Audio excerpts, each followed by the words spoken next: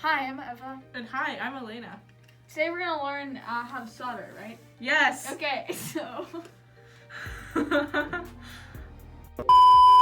to start off, we need to tin the wire. So tinning the wire makes sure that all of the wires are like kept together.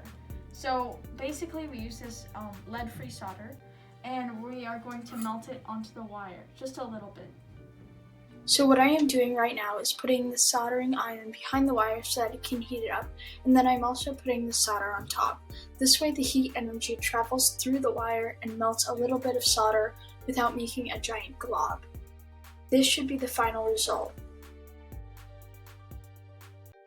This wire definitely could have been shorter, but we're just gonna go with it.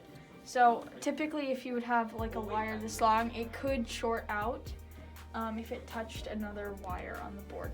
So now we are just gonna have a nice flow, and what I mean by this is once you melt the solder, basically it just all flows down and forms like a bubble.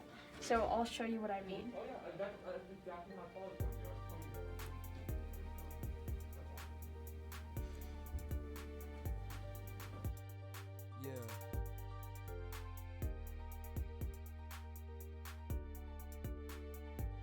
Okay, like that. Guys.